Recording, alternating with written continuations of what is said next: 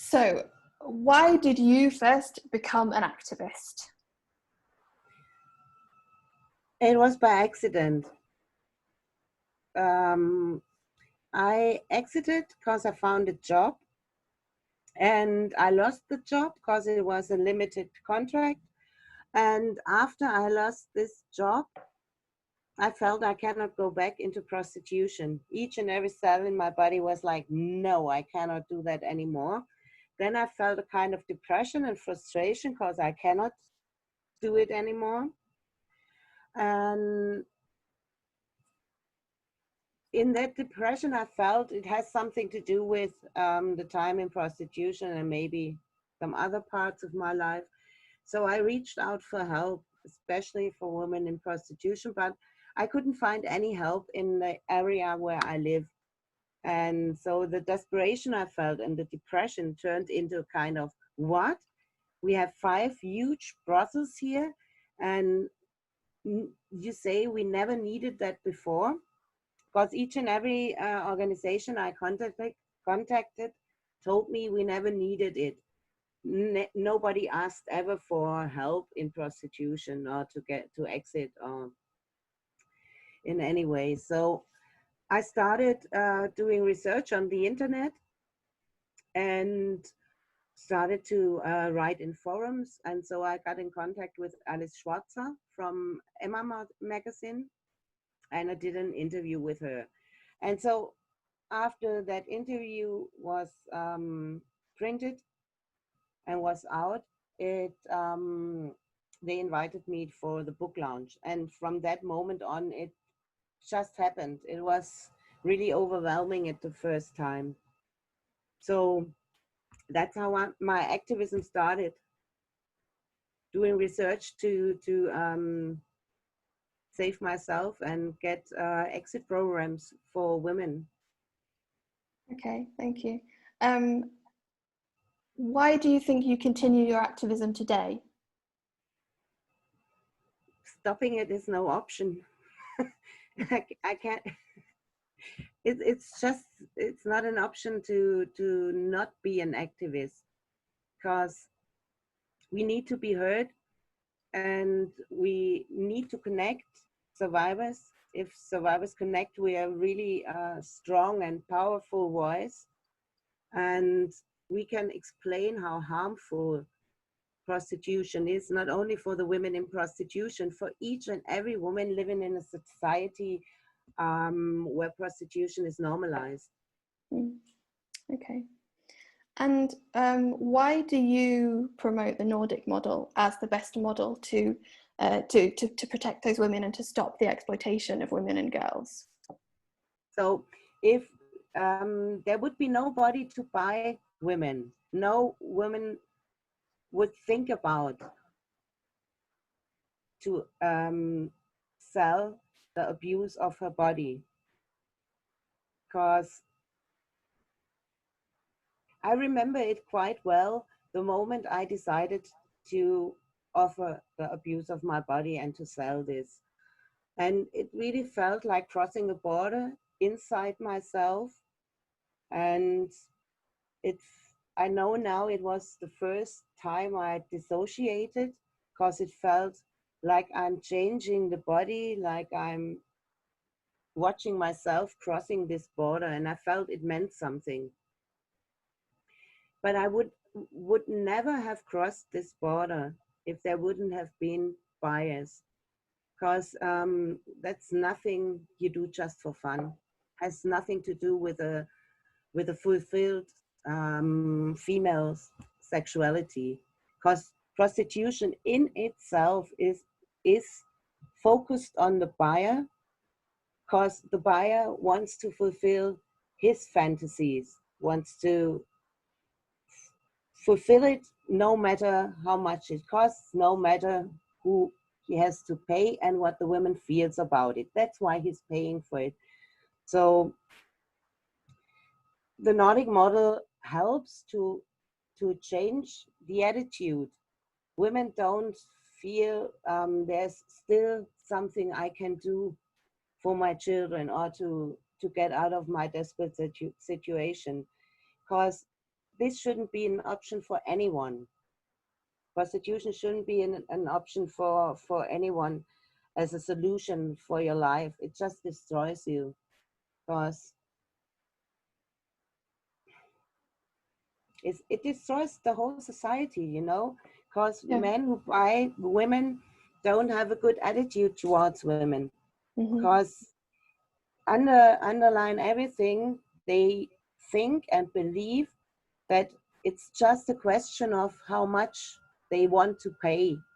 But at a level, every woman will drag and is a commodity to buy. So they treat their wives and partners the same, you know, because they say, yeah, but I have to pay for my wife, so she has to do the dishes and the washing and the laundry and things like that.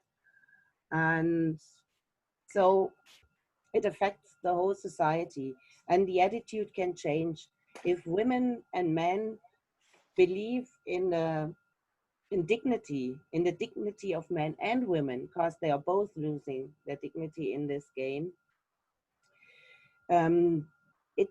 It will change the whole society and the whole interacting.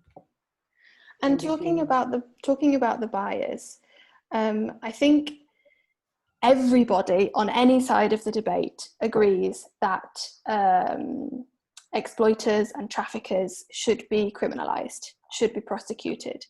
But why do you think that the criminalization of the buyers is an essential part of the Nordic model? Why is it necessary to actually criminalize them, to make this a crime?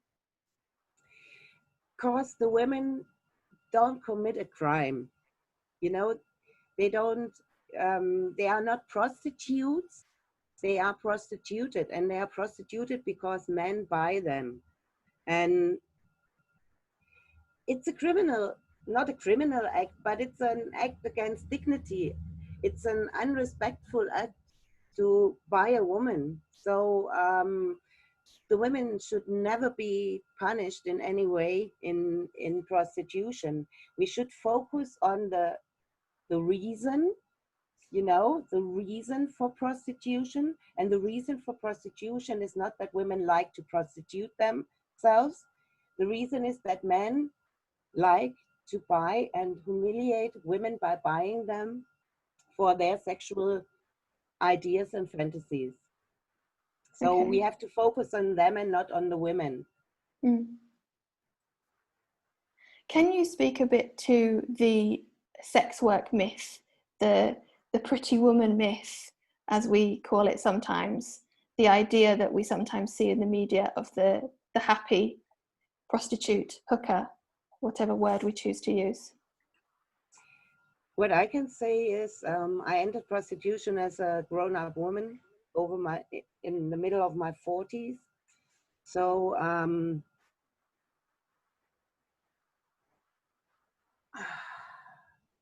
I had all these arguments myself. I called myself a sex worker. I had all the arguments for why it's work and why it's so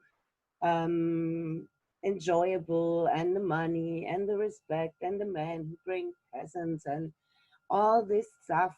But you know, it was, I think, 50% to convince myself and only 50% to convince the people I told all this bullshit.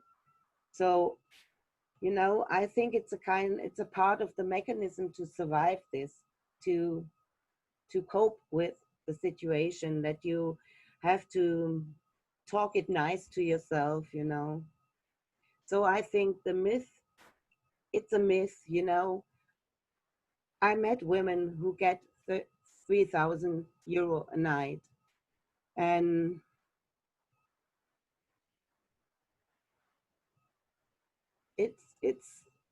it does something to every woman being in prostitution. And no matter if you get 3,000 euro or if you get 150 euro or you get 50 euro, no matter, it's, how can I explain? You know, it's you know, someone you even don't want to shake hands with, And in prostitution, you have to accept someone not only to shake your hand, to penetrate you. And so you have to go again and again over this point of feeling disgusted, and just getting over this point. You tell yourself you have to be professional, you're a sex worker, do your job. But in fact, you're constantly allowed to cross your borders and to destroy your borders until you don't feel them anymore yourself.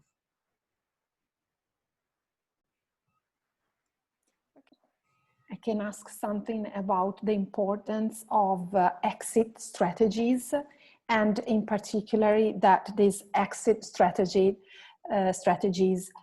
should be led by survivors.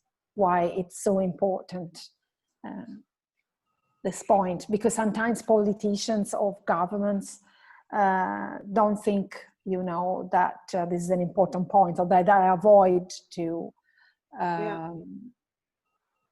introduce exit strategies, because of course it's a matter of money, and of course it's easier just to introduce the criminalization of demand when we are talking about instead thousands of women that need, you know, not only a survivor, a salary, but an alternative, a real alternative to prostitution.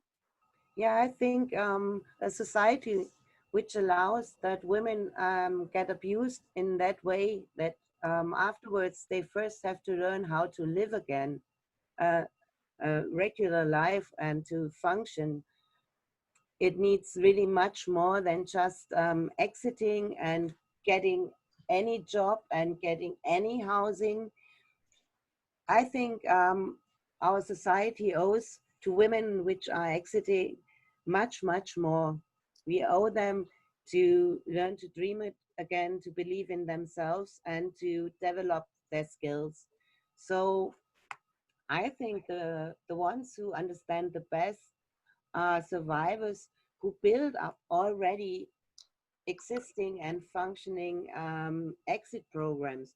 And we have a lot of survivors who are doing that, or doing prevention. So survivors are in this area, in prevention and in exit programs, I think, these specialists. And it's wonderful if they can work together with trauma specialists and, you know, social workers. And yeah, and what I say, you know, we allow that women in our society get fucked up, literally fucked up, and thrown away afterwards. No, that's not okay, you know. They get fucked up here, so they have to get, how to say, to get a life, you know, to get a life and to heal, and to, we owe them something. As long as we allow all this, we owe them something.